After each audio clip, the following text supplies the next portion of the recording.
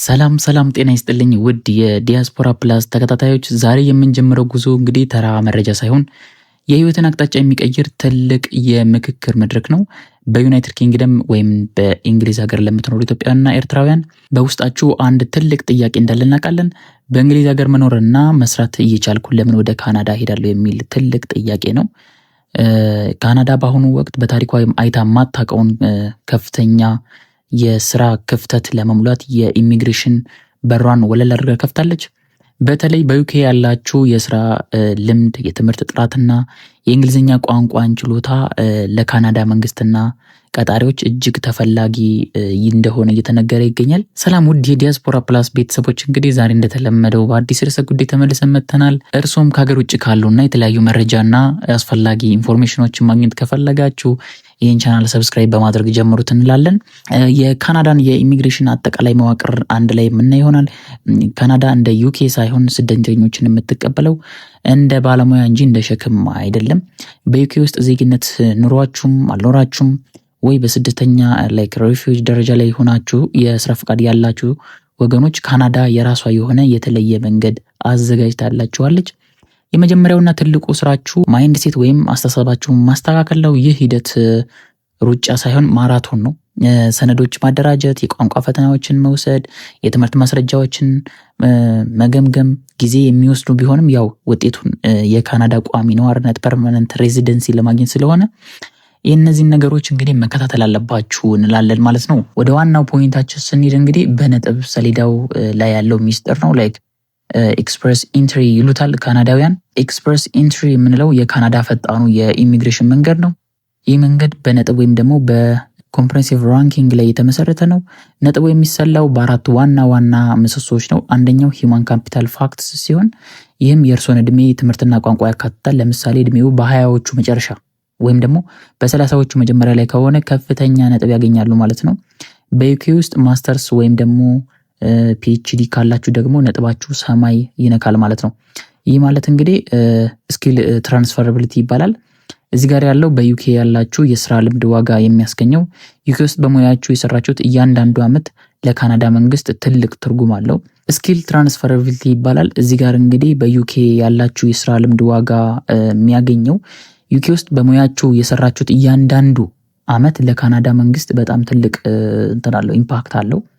በተለይ በእንግሊዝ ሀገር የሰለጠነ ባለሙያ ሲሆን በጣም ሃይ ቫልዩ ሊኖረው ይችላል ማለት ነው። በካናዳ በቀላሉ ስራ እንደሚያገኙ ማረጋገጫ ተደርጎ ይወሰዳል ማለት ነው። ሶስተኛው ደግሞ የቋንቋ ችሎታ ነው። በዩኬ መኖራችሁ ለኤልኢኤልቲኤስ ፈተና ትልቅ ዝግጅት ነው። ከፍተኛ ነጥብ ለምሳሌ ሲኤልቢ 9 እና ከዚያ በላይ ካመጣችሁ በኤክስፕረስ ኢንትሪ ጆይን ማድረግ ትችላላችሁ። ተወዳዳሪዎቹ ቀድማችሁ ራሱ እንትን ልትወጡ ትችላላችሁ ማለት ነው። ካናዳ በየ2 ሳምንቱ ከፍተኛ ነጥብ ያላቸውን ሰዎች ትመርጣለች። ኢንቪቴሽን ቱ አፕላይ ካደረጋችሁ በ6 ወር ውስጥ ቪዛችሁን እጃችሁ ታስገባላችሁ ማለት ነው። ይህ የሚያሳየው እንግዲህ ዝግጅታችሁ በጠነከረ ቁጥር ነጥባችሁም እንደሚጨምር ነው እንግዲህ እያሳየ የሚገኘው።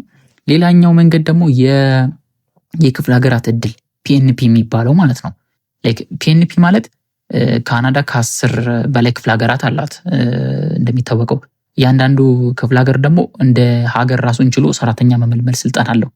ይህ ፕሮግራም ደግሞ ፕሮፌሽናል ኖሚኒ ፕሮግራም ይባላል። በዩኬ ውስጥ የምትሰሩት ስራ በለንደን ተራ ስራ ሊሆን ይችላል። ነገር ግን በካናዳ ማኒቶባ ወይም ደግሞ ኖቫ ስኮሻ ውስጥ እጅግ ተፈላጊ ሊሆን ይችላል ማለት ነው። ለምሳሌ የጤና ባለሙያዎች፣ ነርሶች፣ ላቦራቶሪ ባለሙያዎች፣ የመረጃ ቴክኖሎጂ፣ አይቲ ኤኒቲንግ እስከ በቃ በጣም ብዙ ዝርዝር ነው ሊስት ያወጡት ማለት ነው። በዚህ ክፍል ውስጥ እንግዲህ ቼክ እያደረግን ያለ ነው የፌዴራሉን ኤክስፕረስ ኢንትሪ ነጥባችሁን ዝቅ ቢል እንኳን አንድ ክፍለ ሀገር እንፈልጋለን ካላችሁ የ600 ነጥብ ስጦታ ይሰጣችኋል ማለት ነው። ይህ ማለት ደግሞ ቪዛችሁ 100% ተረጋገጠ ማለት ነው። በተለይ በዩኬ ያላችሁ የስራ ልምድ ማረጋገጫ ላይክ ኤክስፒሪየንስ ሌተር በጥንቃቄ ማዘጋጀት አለባችሁ። ላይክ ይህንን ደግሞ ከኤአይም ከተለያዩ ቪዲዮዎችም ዩቲዩብ ላይ በመከታተል ኤክስፒሪየንስ ሌተር እንዴት እንደሚዘጋጅ ቼክ አድርጋችሁ አዘጋጅታችሁ ማስገባት እንዳረሱ ማለት ነው። ካናዳ የስራ ዝርዝራችሁ ላይክ ጆብ ዲዩቲ የራሷ ምደባ አላት፣ የራሷ ካታጎሪ አላት። ያንም ካታጎሪ ኤክስፒሪየንስ ሌተር ላችሁ ላይ መጻፋችሁን እንዳረሱ። እዚህ ጋር እንግዲህ ስህተት ከፈጠራችሁ እድሉን ሊያመልጣችሁ ይችላል። ስለዚህ ዩኬ ውስጥ በምትሰሩበት ስራ ውስጥ ያላችሁበት ኃላፊነት በዝርዝር መመዝገብ አለበት እዛ ኤክስፒሪየንስ ሌተር ላይ ማለት ነው። ላይክ እንዴት ነው ዶክመንቴሽን ላይክ ቬሪፊኬሽኖችን የምናዘጋጀው፣ የሰነዶቻችንን እንዴት ነው በህግ አሰራር አሪፍ በሆነ መንገድ የምናዘጋጀው የሚለውን ነገር እናውጋው እስኪ። ብዙ ወገኖቻችን የሚሳሳቱት እዚህ ጋር ነው። ላይክ መረጃው ቢኖራቸውም ሰነዶቻቸውን በወቅቱ ለማዘጋጀት እድሉ ያመልጣቸዋል። ለመጀመር የመጀመሪያው ስራችሁ ላይክ ኤዱኬሽናል ክሬዴንታል አሴስመንት ቬሪፋይ ማድረግ ነው። ይሄንን ማለት ነው ኤዱኬሽናል ባክግራውንዳችሁን ላይክ እየወሰዳችሁበትን ማለት ነው።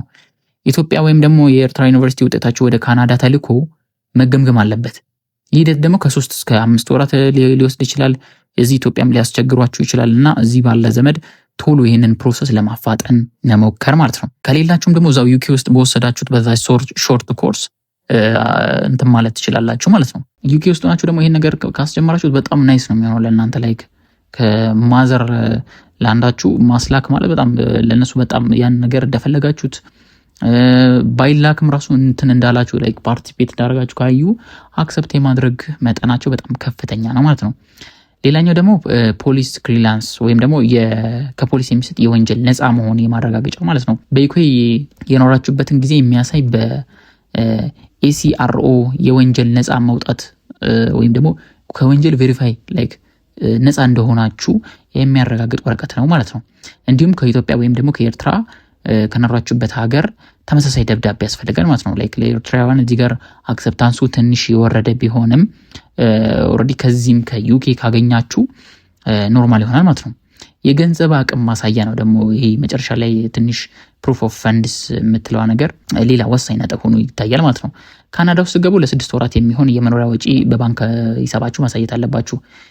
በዩኬ ፓውንድ የምታገኙት ደሞዝ ወደ ካናዳ ዶላር ይቀየርና ላይክ እዛ ላይ መስፈርቱ ማሟላት አለበት። ይህም ደግሞ ያሟላል፣ ምክንያቱም ፓውንድ ትንሽ ከፍ ያለ ስለሆነ የሆነ ያክል ታይሙ ካልኩሌት ወደ ካናዳ ሲደረግ የካናዳ ዶላር ትንሽ አነሰ ስለሚል በሆነ ያክል እንትኖች አነሰ ስለሚል አሪፍ ይሆናል ማለት ነው። አምስተኛው እንግዲህ ኢኤምፒፒ የሚባል አለ ደግሞ ሌላ የስራ እድል ማለት ነው። የምትወጡባት የስራ እድል ሌላኛው ኢኤምፒፒ ይባላል። ይሄ ደግሞ ይህ ክፍል ለየት ያለ ነው። በዩኬ ውስጥ ጥገኝነት ጠይቃችሁ ገና ዜግነት ያልወሰዳችሁ ወይም ደግሞ በስደተኛ ሪፊውጅ ደረጃ ያላችሁ ወገኖች ናቸው ይሄንን አክሰፕታንስ የሚያገኙት። ካናዳ የራሷ የሆነ ላይክ ኢኤምፒፒ አለ ማለት ነው። ይሄም ማለት ነው ኢኮኖሚክ ሞቢሊቲ ፓዝዌይ ፓይለት የሚባል ነው። ላይክ ይህ ፕሮግራም እንግዲህ ስደተኞችን እንደ ችግርተኛ ሳይሆን እንደ ባለሙያ ነው የሚያየው። ላይክ እስኪላችሁ ምንድነው ከዚህ በፊት ማዘርላንድ ላይ ምንድነው የምትሰሩት ምናምን የሚሉ ዲቴል ጥያቄዎች ስላሉ እነዛን ጥያቄዎች አክሰፕት አድርጋችሁ ተቀብላችሁ ነው ወደዚህ ነገር ውስጥ የምትገቡት ማለት ነው። ዩኬ ውስጥ በሙያችሁ እየሰራችሁ ከሆነ ካናዳ በስደተኝነት ሳይሆን በሙያተኝነት ወስዳቸዋለች፣ ችግር የለባትም እሱ። ይህ ፕሮግራም ደግሞ ለኢትዮጵያውያንና ለኤርትራውያን ትልቅ ተስፋ ያለው ነው እና ደግሞ በዚህም በጣም ብዙ የወጣ ሰው አውቃለሁ። እዚህ ሶሻል ሚዲያ ላይ ማይቻለው በጣም በዚህ መንገድ ዩኬ ሂደው በጣም ጥቂት ወራቶችን ቆይተው ባንዴ ፍሎ ያደረጉ ሰዎችን አይቻለው ማለት ነው። እና ይሄ በጣም ወሳኝ መንገድ ነው። ይሄ ምንድነው? ይሄ ወሳኙ መንገድ ኢኤምፒፒ እንዳትረሱት። ይሄንን ማስታወሻችሁ ላይ ያሰፈራችሁ ማለፍ ትችላላችሁ ማለት ነው። በተጨማሪም ላይክ ዩኬ ውስጥ ሆናችሁ የካናዳ ቀጣሪዎችን ማግኘት፣ የካናዳ ቀጣሪዎች ስላችሁ ሊንክዲን ፕሮፋይላችሁን ስታንዳርድ ፕሮፋይላችሁ ቢውልድ መደረግ አለበት። ሲቪያችሁ አሪፍ መሆን አለበት እና ሊንክዲን ላይ በሚኖርበት ሰዓት ላይ ከካናዳ አብዛኛው ጊዜ ወደ እንግሊዝ የተማረ ማህበረሰብ ይኖራል ብሎ በማሰብ ወደዚህ ኦፈር ቶሎ የመጀመሪያው ኦፈር በየ2 ሳምንቱ ወደ ዩኬ ነው የሚሆነው። በዛ መሀል እንግዲህ የእናንተም ኦፖርቹኒቲ እየሰፋ ስለሚሄድ የኢሚግሬሽን ሂደታችሁንና ይሄም የተለያየ መረጃችሁን አሬንጅ አድርጋችሁ ከጨረሳችሁ በኋላ ወደዛ አፕላይ ለማድረግም ቀላል ነው የሚሆነው። እዛ ላሉ ድርጅቶችም አክሰፕታንስን ለማግኘት አሪፍ ይሆንላችኋል ማለት ነው። ስለዚህ ያኛውን እንዳትረሱት ማለት ነው። ማጠቃለያና ላይክ ፋይናል ሮድማፕ የምነግራችሁ እስካሁን ያየናቸው መረጃዎች በሙሉ አንድ ትልቅ ዌዮች ናቸው። ሴቭ ማድረጋችሁን እንዳረሱ። በዩኬ መኖር ያው ትልቅ እድል ቢሆንም ካናዳን ግን ለኢትዮጵያና ለኤርትራውያን እንግዲህ ሰፊ እድልን በጣም ግሮዝን የምታመጣ ናይስ የሆነች እንትን ናት። ምክንያቱም ዩኬ ካለው የአኗኗር ዘዬ እንደገና ደግሞ ከሌሎቹ የሀበሻም ኮሚኒቲ ከመብዛቱ በጣም ብዙ ነው ያለው እዛ የሀበሻ ኮሚኒቲ ከመብዛቱም አንጻር ወደዛ አካባቢ ፍሎ እንድታደርጉ ላይክ ሮድማፕ ሰጀስት ያደረግናችሁ ለዚህ ነው። ይህ ዲያስፖራ ፕላስ ነው እንግዲህ ለዲያስፖራውን የተዘጋጀ ሚዲያ ነው። ከሀሳብና አስተያየታችሁን ኮመንት ላይ ያስ በሌሎች ቪዲዮዎች እስከምንገናኝ ድረስ ቸረን ሰንብት እንላችኋለን። ላይክ እያደረጋችሁ ለወዳጅ ዘመዶቻችሁ መላክ እንዳትረሱ። እናመሰግናለን። ይህ ዲያስፖራ ፕላስ ነው።